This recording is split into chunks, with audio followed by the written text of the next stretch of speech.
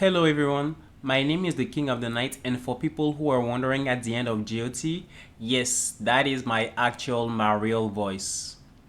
So, I have been in between jobs since the end of GOT and since Arya Stark did you know what to me. So, I have decided to start a YouTube channel. So, welcome to my YouTube channel. On this channel, we're gonna talk about a lot of subjects that I love discussing: animes, mangas, books, fantasy books, because this is the only genre of book that I enjoy reading. TV shows, music, sport, some movies, and video games sometimes. So please give it a follow because I'm gonna drop some entertaining content for y'all.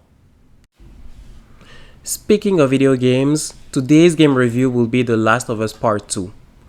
I originally didn't think this would be an interesting video, but I played the second game recently. Yeah, I know. It's been 2 years already. Where have you been? Blah, blah, blah. This, that, and the third. Have you been living under a rock? Blah, blah, blah, blah. Yeah, I know. I'm 2 years behind. Hold on. Has this game been released 2 years ago? Let me check.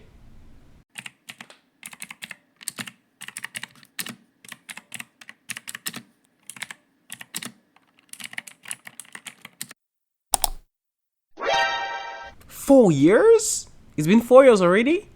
Damn, I have really been living on a rock. Anyway, I originally didn't think this would be an interesting video, but with the second season of the TV show coming up and all the good reviews that I heard about the game, I thought it might be worth giving you guys my take on it. I'm kidding, I actually haven't heard anything about the game. But I have seen countless good reviews about the game on the internet though. So that's why I thought this might be interesting to give you guys my take on that. I'm also kidding. I haven't seen countless good reviews about the game. I have seen reviews though. The reviews were quite mixed. Some extremely positive, some extremely negative. Especially this one. Yeah, this negative review came up quite often. This review came up often, and people ironically love this negative review so much about a game that they hated so much that they didn't even dare to formulate their own original negative review themselves. They just copied and pasted that review, with some people appending their personal comments. So, intrigued by the number of poor reviews, I purchased the game to see if they were legitimate or if people were just straight up hating. And also, I was quite surprised about how many bad reviews it got compared to the first game, especially since most people giving it a bad review were mentioning how much they loved the first game, and I did too love the first game. So I didn't think the sequel would be as bad as it sounded. So, I just finished the game. Twice. Yes, twice. And were the bad critics right? I want to say yes, kinda, not really. Okay, let me be clear. I personally don't think that the game is as great as the 5-star ratings make it out to be, and I don't think it is as bad as the 1-star ratings make it out to be. I think the game is as perfectly rated as the overall Google review, which is a 3-star rating. And don't worry, I'm going to explain why. And yes, there will be some spoilers, but I mean, bro, if you're scared to be spoiled the plot of a 4-year-old game, I want to ask you, bro, where have you been? But don't worry, you'll get a warning whenever I'm about to spoil some elements of the plot. So, let's get into it. So, the review will be split between two parts because the game is split between two parts where you play two different main characters with two different goals that end up colliding at the climax. Also, you get two climaxes that conclude each main character's storyline. I'll give you a rating for each part because they felt quite different playing them, and that'll be important for my final rating. The rating will be based on 5 criteria, which are the gameplay, the characters, the plot, the climax, meaning the ending, and whether I liked it or not, meaning my overall experience after playing each part. Yes, it matters too. Each criterion gets a star depending on if I think it was well done or not, and I'll give you the pros and the cons for each one of them.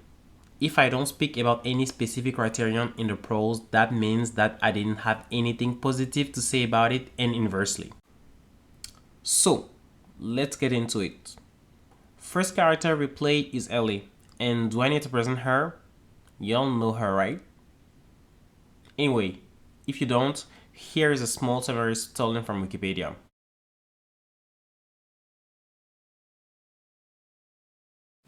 Gameplay is fun and resembles a lot to the prior game with some improvements, which is great because most players won't feel disoriented when playing it. Graphically, it looks nice overall. You get nice cutscenes and a lot of hours of gameplay. You are encouraged by other characters to explore the map and do some small side quests. The riddles are fun and diverse too. And the game gives you enough time to solve them by yourself before asking if you need a hint. The extras added are nice. The fact that you can play the guitar with Ellie, for instance. I specifically love that part because I play guitar too when I sing, so I will make Ellie play some songs that I liked. I played the games on the hardest mode and it made it realistic. Ellie isn't super strong, so you have to resort to stealth in most situations if you want to survive. Let's talk about the cons now.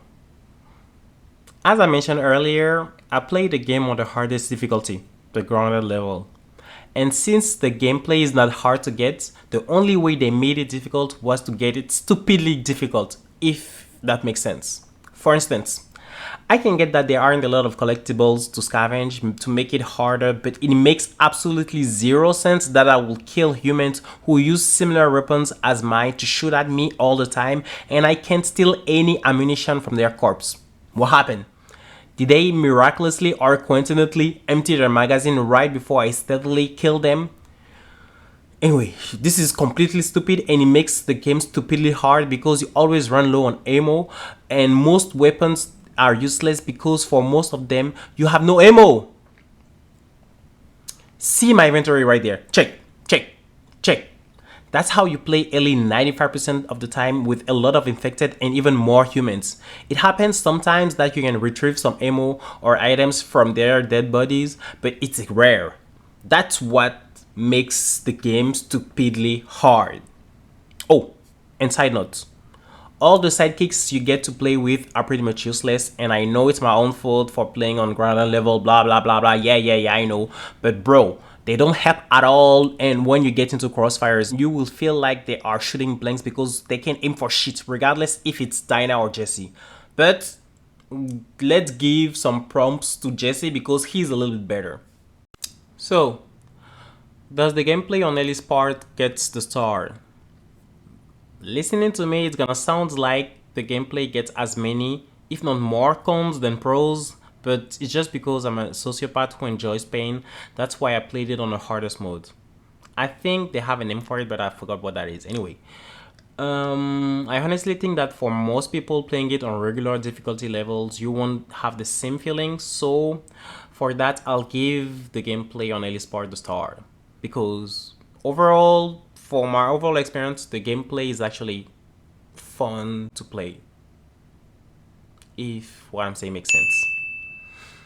Let's talk about the plot now, and I'm about to spoil like an asshole, so if you don't want to get spoiled, just skip to that timestamp. As opposed to most of the bad reviews on the game, I like the fact that Joel died early in the game. It took me by surprise because I expected the Fireflies to retaliate, and it's kind of what happened, but I didn't expect them to retaliate the way they did, which is great. Mind you, I think Joel is a great character, extremely human, but his ending, though extremely sad, was deserved. He made a selfish choice that even he acknowledges because even if we weren't sure the cure would have worked, it was worth the shot to try it out. He chose to take the emotional route and saved Ellie, which is totally understandable. But for his actions and for all the people he killed trying to save Ellie, he deserved to die too, which is what happened. I'm sorry to say that for all Joel Schools girls fans here, but that's the truth and you all know that. So, does the plot get the star or not? I mean, it's kind of obvious. I didn't have any cons to speak about on the plot, so obviously the plot gets the star on Ellie's parts. Now, let's talk about the characters. I like the fact that Ellie keeps a diary. We got to see and understand more about her experience, her point of view, and how her thought process evolved throughout the time. That was a great idea. Unfortunately, that is the only positive thing I had to say about any of the characters on Ellie's side. Now, let's talk about the cons. Regarding the characters, all of them are boring with no character growth except for Ellie, and even with her, they try to give her a semblance of character growth at the end of the game, of which I'm going to discuss later on because it's part of the second portion of the game, but it's extremely minimal, if not actually stupid. Other than that, can we speak about her thought process, which is stupid, if not at best extremely convoluted? And yes, there will be a lot of spoilers, so move to that timestamp if you don't want to get spoiled. I originally thought at the beginning of the game that Ellie didn't know the truth about her condition and how Joel saved her, and it actually made her motivations understandable. But she actually knew all along, and she was already mad at him for that, so she knew that Abby's motivations were legitimate, but she still decided to go on a rampage to get vengeance for someone she resented. I mean, I can understand that because she kind of had a love hate relationship with him, but learning all of this later on in the game made me question her motivations that I thought were legitimate in the first place. Was it him lying to her? Was it him killing all those fireflies to save her? Was it him not caring about saving the world? She clearly stated that her life would have meant something if she had died in that hospital because of the cure to save mankind. So, if that's actually the reason why she was mad, why doesn't she try to have children on her own to multiply her gene pool, or even try to find someone else who can make a cure instead of relentlessly pursuing her quest for vengeance? I'm sorry, but it just makes sense. Or maybe she didn't really care about saving the world and it was just a pretext to shit on Joel. Which is it, young lady? This is even stupider than Joel saving her in the first game. And do I even need to expand on that? Okay, let's recap. As I mentioned earlier, she wanted her life to mean something with the cure to save mankind. And knowing that, she didn't even try to procreate or find someone else who can make a cure. Why? We all know why, so let's talk about the elephant in the room. The writers were just trying to push the gay agenda by focusing on her love story with Dinah, of which I'm not mad about, but it was just done poorly.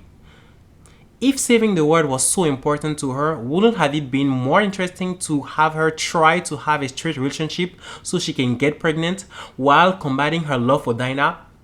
This would have been a more interesting route to take, but I mean, I'm not a scriptwriter, so don't bite my head off. I'm just giving you my 2 cents.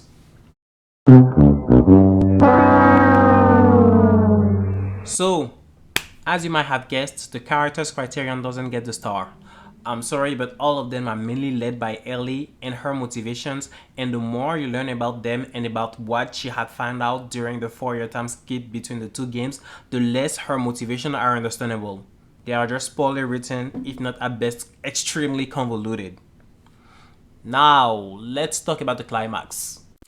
Honestly, the second finale, which is Ellie's, was kinda made. You get the first finale playing the second main character, Abby, of which I'm going to speak later on, but let's talk about Ellie's ending first since we started with her. So, let's recap again. She ended up having all I assume she ever wanted. The big house with a small barn with a girl that she loves and her kid that they are raising together, far away from the human onslaught and the infected, but she decides that she can't let go of her non-finished vengeance and goes after Abby once again after Tommy, who got his leg broke and is now almost crippled by Abby, yet still spared by her, scolds her about how they swore they were going to get vengeance. Dinah doesn't want her to leave, but she doesn't listen and still goes on a rampage to find Abby, who was captured by another group, infiltrates said group, slaughter most of them, frees the prisoners, Abby and Lev included, just so she can fight Abby all over again? Bro, come on now. All of that just to let her go free after she bit 2 of her fingers off? Yeah, I know that the writers were trying to show us that she had a character growth by sparing Abby, something that the Ellie at the beginning of the game would have never done, but that's just stupid, I'm sorry. It is. Stop for a second and try to think critically about what I just said she did after Tommy scolded her. That would have been a real character growth to listen to Dinah, the woman that she loves, and stay home with her. I'm sorry, but her whole chain of thought is extremely convoluted and not logical. And the worst part is that you have grown men following her lead and even feeling this hate in her. Yes, I'm referring to Tommy. He's portrayed like an asshole too. Seriously, Ellie's clan looks like a bunch of self-righteous assholes. I mean, not her whole clan, just Ellie and Tommy. Dude got his leg broke and was spared a second time by Abby after he had also killed a lot of her parents from the wolves, but he too can let go of the hate and scold a teenage girl to go get vengeance for him and Joel? Yes, as I was saying, asshole. Also, I didn't get why Dana left at the end, or maybe I missed the information, but please let me know in the comments if you know or if you have a theory about it. Just want to know your thought on that. But at least Dinah abandoning the farm made the ending extremely sad. The first time I played it, it was sad because I had missed some elements of the plot, but the second time, the whole time I was like, is she stupid or what? What is she doing? Yeah, I'm referring to Ellie. Anyway, to conclude all of that, nothing positive to say about Ellie's ending, so the climax doesn't get the star. Moving on to the overall experience. As I mentioned, playing her was stupidly hard, and even though I understand her motivation, her relentless pursuit of vengeance at the end was exaggerated and overkill. I didn't like playing her part overall, so it doesn't get the star. So overall, Ellie's part gets 2 stars out of 5. Now let's get into the second part of the game. For the second part of the game, you play Abby that I've been mentioning quite some time throughout the video. First, let's present her, and presenting her will imply me spoiling some elements of the plot, so move to that timestamp if you don't want to get spoiled. Abby is the daughter of the surgeon in charge of operating Ellie in the first game that Joel killed. She found Joel and killed him, which motivated Ellie to find her and enact vengeance on her. Now, let's talk about the first criterion, which is the gameplay.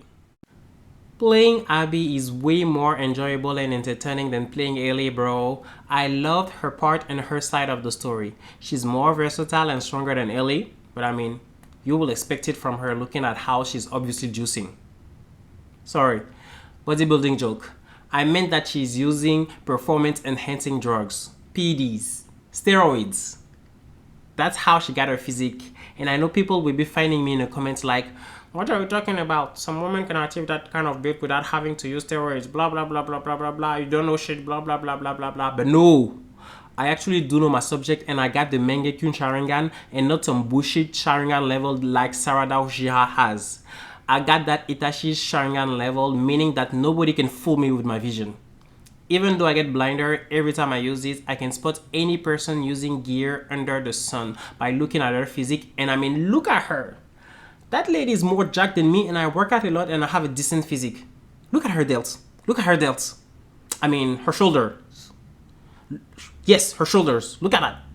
Is she going to say that she grew big delts like that by just eating chicken, broccoli, and rice and train?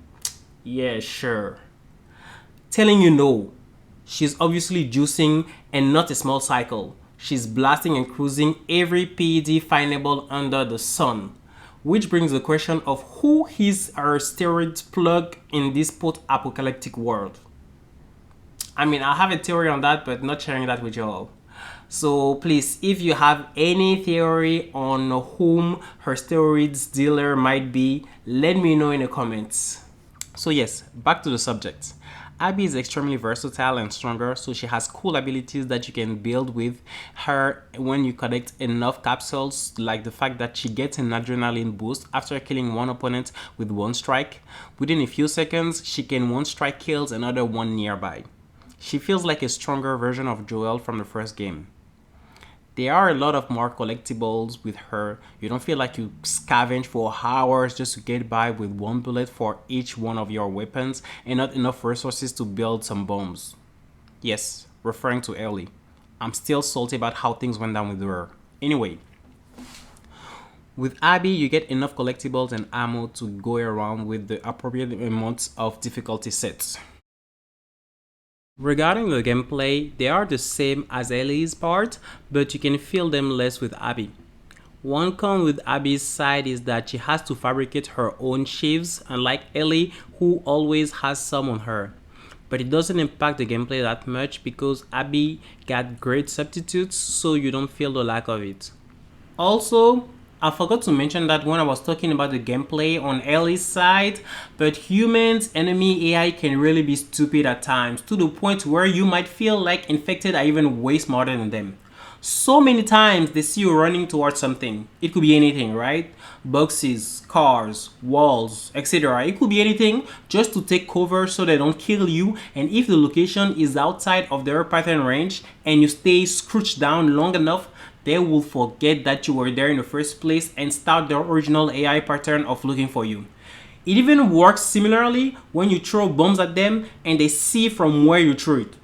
Come on now. This never happens with infected. Sometimes infected feel way too smart. So, what was my overall gameplay experience playing Abby? Overall gameplay experience with Abby was better, and I gave the star to the gameplay criterion on Ellie's side, so it obviously gets the star too. So let's move on the plot now. So let's talk about the pros on the plot on Abby's side, and I hope you can feel it by hearing the tone of my voice. Yes, this was my favorite part of the game. So, the story was actually great, and you can understand each character's motivation well, as opposed to half of the people from Ellie's side. But please, let me not talk about those people again. A few examples of the plots that I liked. So, first example, her love triangle with Owen and his girl, whom I think her name was Mel, if I'm not mistaken, but please correct me if I'm wrong in the comments. And how they're trying to escape the war between their faction, the Wolves, and enemy faction, the Scars. I meant the Seraphites. Don't want to offend Lev. So yes, they are trying to escape that war and join the Fireflies, who are apparently rebuilding. But don't know if that's actually true looking at the ending, but we will get back to that later on. Second example, how she met Lev and Yara, who are Scars that she ends up sticking in and saving. They even become her sidekicks until you know what happens, but not spoiling you all the fun, so go find that out by yourself. Oh yeah, side question for you in the comments.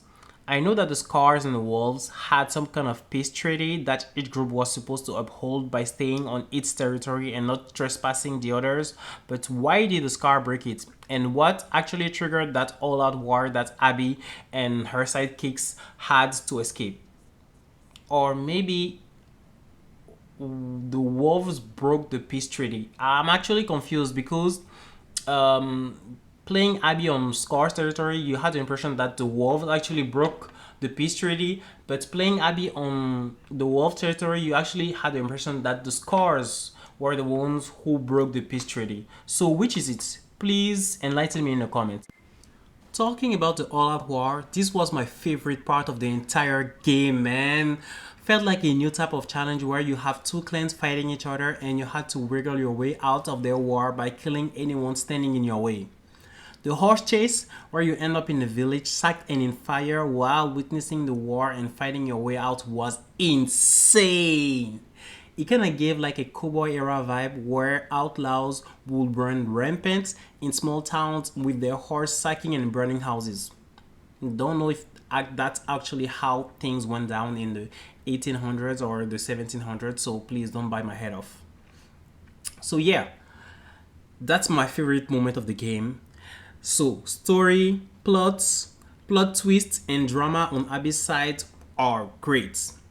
But there are cons though, because nothing is perfect. So let's talk about the cons now. And yes, there will be some spoilers, so you might just need to skip the whole section altogether if you don't want to get spoiled. It makes no sense, and I mean absolutely zero sense, that Abby and her friends will let Ellie and Tommy witness them torturing and killing Joel, yet they let them go free just for the sake of it or because they didn't have a particular grudge against them. Why didn't they kill them all after they killed Joel?